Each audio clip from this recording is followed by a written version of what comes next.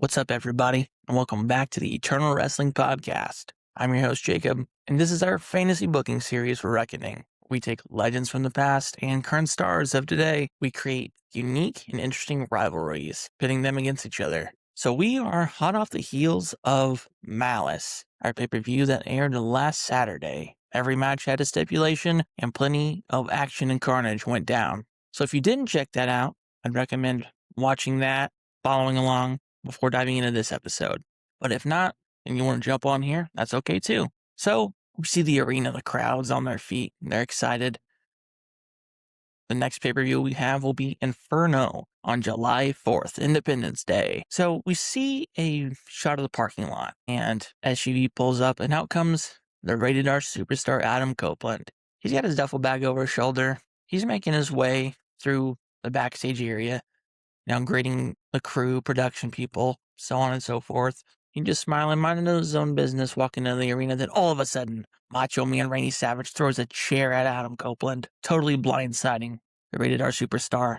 Then he's got this metal chain in his hands, and he grabs it, and he's wrapping it and clenching it around the throat of Copeland. They're kind of brawling, shaking each other back and forth, smashing into crates, into tables. Eventually, security swarms them because there's no way that Copeland's getting free at this point right now. Even the general manager, Adam Pearce, he comes running in, trying to break everything up.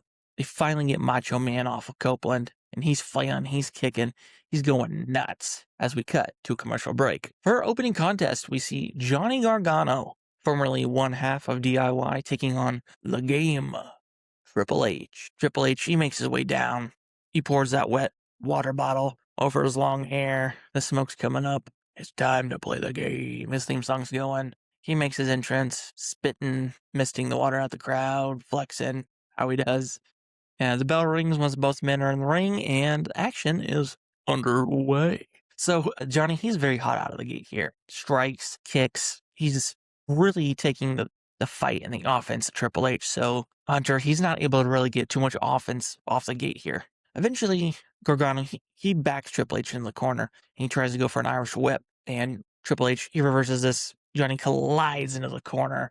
He receives a big, powerful, sudden suplex from Triple H, sending him crashing down into the mat. And then Triple H, he's kicking and beating down on Johnny a bit here, and then he gets him into a submission in the middle of the ring. Johnny, he has him in like a cross-face type of submission. He's fighting, he's crawling, using all of his might to get to the ropes. So eventually, he's almost out of breath, and he reaches as far as he can. He grabs that bottom rope, and the ref, the submission. Hunter, he grabs onto Gargano, picking him up, kind of hauling him up here, and he gets a big super kick to the jaw from Gargano. And he goes boom down in the middle of the ring. Gargano, he gets on the apron. He's looking for like a springboard maneuver here. And once Triple H finally starts getting to his feet, Gargano, he goes for a springboard, almost drop kicking away. But Hunter has this televised. He knows what's going on. He's a veteran here. He throws up that big knee, colliding to the head of Gargano. He then picks up Gargano, hooks the arms, pedigree, flips him over, and gets a 3-count victory here in our opening contest. After the bell sounds, our general manager Adam Pearce comes out, and he says that next week, Triple H and Eddie Kingston will be going one-on-one. As Eddie Kingston eliminated Triple H from the Battle Royal last month to see who would go on to face Hogan at Malice for the world title. Triple H, he's pretty sour about this happening to him, but he's ready to beat down Eddie Kingston, as he only views him as a wannabe wrestler and nothing more than a bum, in his own words. On to segment 3 here, we have a handicap match. Both of the Young Bucks taking on the Samoan Bulldozer Umaga. And this all stemmed from a couple weeks back that Umaga, he was facing one half the Young Bucks, and then he kind of lost it and was beating down on both of them, really for no apparent reason other than to cause some chaos and carnage. So with this match going on right now, the bell sounds and the Young Bucks are using their speed to their advantage. Super kicks, quick strikes, trying to keep Umaga off his feet and off balance. Quick tags in and out, keeping each other fresh as can be. And Umaga, he starts getting really tired of this, and eventually he just attacks the ref, beating down the ref. The match is pretty much thrown out for the most part, and then he's beating down on both of the Young Bucks, just tossing them, kicking, sudden strikes and kicks. to the heads of the Young Bucks. Till eventually, Matt, he rolls to the outside and he grabs a chair. He's tired of this. And then he's just beating down on Umaga, almost crumpling the Simone Bulldozer in the middle of the ring. We have a quick commercial break, and when we come back, all of a sudden, the camera pans around and Swerve Strickland is on the top turnbuckle. He jumps, and he hits a swerve stomp, causing both of the Young Bucks to collide into each other. Umaga, he's able to get some breathing room here. He gets up and hits a big running hip attack, smashing Nick's head into the corner. Swerve then motions for a mic, and he goes on to say, "Listen up. I'm putting all your asses on notice, and I'm coming not only for the gold, but for the power here at Reckoning, and you will all know it's Swerve's house." "Whose house?" the crowd chants.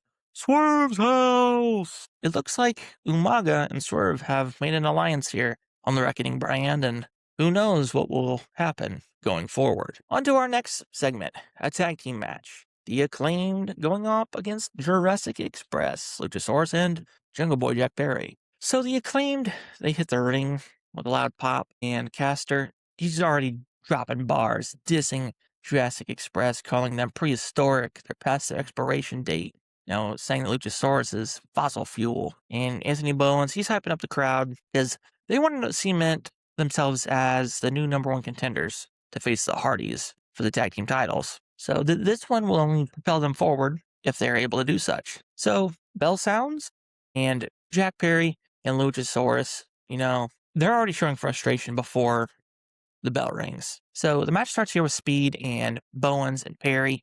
They're reversing each other back and forth, very fast-paced here, until eventually Luchasaurus, he bulldozes Bowens with a shoulder block. The power advantage is very clear as Luchasaurus dominates. He's tossing Bowens around like a rag doll, like he's nothing. And then eventually things start turning around here for the Acclaimed.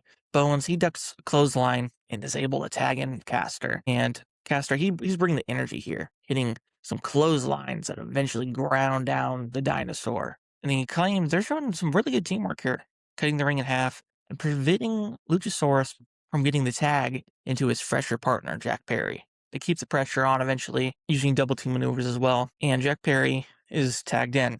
Then we get towards our meat and potatoes, towards the end of the match here. Luchasaurus, he gets tagged in. He's clearing house, beating down the Acclaimed, hitting a double chokeslam attempt, but the Acclaimed, they both scramble out. This turns into a brawl. Luchasaurus, he goes for a big splash on Caster. Caster dodges, and the dinosaur, he crashes into the turnbuckle. Jack Perry, he's trying to regain control here. He's leaping off the top rope with a crossbody, but Caster is able to catch him mid-air, and then Bowens hits a super kick to Perry. Caster doesn't hesitate here. He spins Perry around, hitting him with a devastating mic drop, his finishing signature maneuver.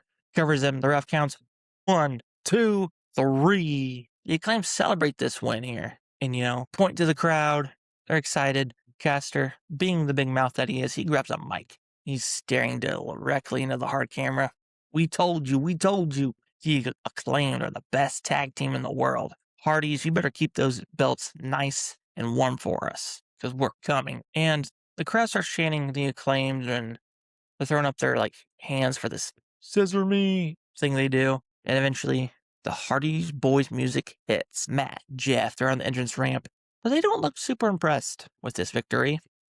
Matt, he's staring down, and he holds up his tag team title high, and Jeff just signals that they aren't afraid of the challenge, but the challenge is welcome. We have a quick commercial break, and we're back, and out comes the Big Van Vader. It's time, it's Vader time. The big Mastodon, he comes out, and he's gloating over beating Bam Bam in a last man standing match at the pay-per-view, and he's saying that he keeps getting derailed on his way to gold. No more. He may be left out of the World Tag Team Tournament to crown the first world champion at the beginning of this brand. He got screwed over in the triple threat match for a world title shot, so now he doesn't care. He's coming for gold. No mercy, no remorse. And out comes All Rise, Damian Priest, our Vanguard champion. And he's on the entrance ramp, and he's looking down and telling Vader that you've been throwing your weight around, and I think it's time someone dropped you down a peg or two.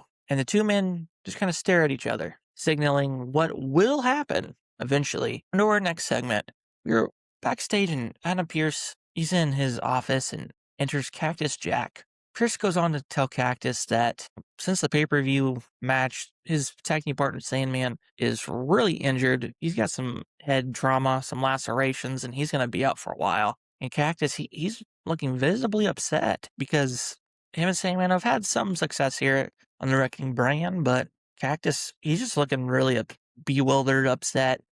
And he grabs onto the jacket of Pierce and he says that, and he's almost yelling in a way, "Give me Bray Wyatt. I'll show him. I'm going to show him the meaning of broken when I'm through with him." And Adam Pierce agrees that, you know what? I think that's fair. You want to avenge your tag team partner, and we can make that happen. On to our next match. A singles match. Rob Van Dam taking on the Viper, Randy Orton. So, Orton, he's all over RVD for the majority of this match. Orton, he's coming back from being off of TV for a while, and he's using uppercuts and quick power slams on RVD. So Rob, he's not really able to get his momentum going for the majority of this match until finally he's able to get some quick strikes in, knocking down Randy Orton. Hits a rolling thunder. But then, since he's being really cocky, he does his thumb points to Rob Van Dam at himself, posing for the crowd. And out comes Darby Allin. These two have had issues for the past couple weeks. And Darby just kind of stands there, pacing back and forth on the entrance ramp, really getting the attention of the whole effing show, as he calls himself. Rob turns around and boom, RKO. Randy gets the pinfall victory that quick. After the match, Darby, he skateboards down to the ring, gets in the ring, grabs a mic, and he's just pacing around the beaten down RVD, just kind of circles around him. He tells RVD that this isn't over between the two of us. And even though that Rob, you choked me out, I want another match. And you call yourself the whole show. You call yourself an originator of Extreme. Well, then show me how far you're willing to go. He tosses the mic down and he leaves the ring. Out comes our new world champion, Finn Balor. The crowd, they're screaming, they're applauding, and Finn enters.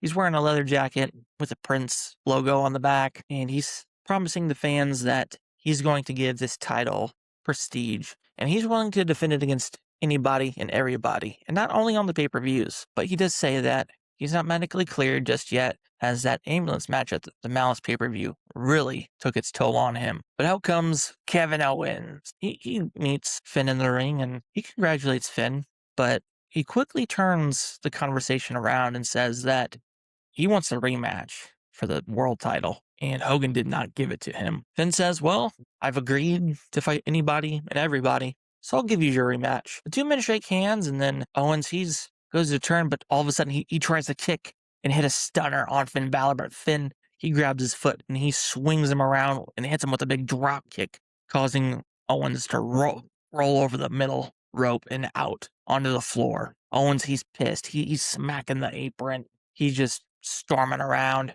Finn grabs the mic and says, that was the worst mistake that you could have made. Now on to our main event of the evening. We have Seth freaking Rollins taking on the Scottish Warrior, Drew McIntyre. The bell sounds, both of these men trading strikes back and forth in the beginning of this match. But over the course of this match so far, no real man in control. But as the match progresses, Seth, he's gaining momentum, and he's going to try to hit a pedigree on Drew. But Drew reverses this into a back body drop, flipping Seth over him. Seth gets up, and Drew hits a Future Shock DDT, goes for a cover. 1, 2, Seth kicks out. But Seth's still laying down. He's beaten. He's sweating. He's feeling the abuse of this match. The Scottish Warrior, he backed into the corner. The crowd, they're on their feet. He's signaling for the Claymore. He throws up his hand. 3, 2, 1. And the lights go out. Pitch black for what seems like an eternity. When they come on, hooded druids are around the ring. They stand there, and Drew, he looks around, and he knows this is a message from The Undertaker. They storm the ring. The ref, he calls this match off because of the interference. They're beating down on Drew. He's fighting them off as best he can, but the numbers, they're beating him down. He's able to get some momentum, knocking a few out of the ring, but the numbers game is just too much for him. And during all this chaos, Seth, he gets out of the ring, rolls out, he hops over the barricade, and he's just kind of watching everything happening in the ring.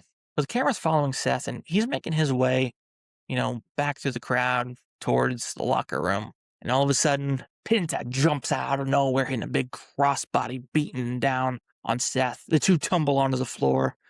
And Penta, he just hits super kicks and punching. And they're brawling back and forth in the crowd. Some trash cans are being thrown. The crowd, they're getting pushed out of the way by security so they stay safe. Until eventually, Penta, he hits like a Mexican destroyer onto the concrete to send a message to Seth that I was only trying to help you and give you an opportunity in that tag team tournament, but you decided to stomp my head in. And that is the end of our show as the action goes off air. I hope you guys have enjoyed this episode as we're building towards our next pay-per-view, July 4th. Be sure to like, comment, and subscribe if you haven't. Hit the notification bell. As always, I'm Jacob, and I'll catch you guys in the next episode.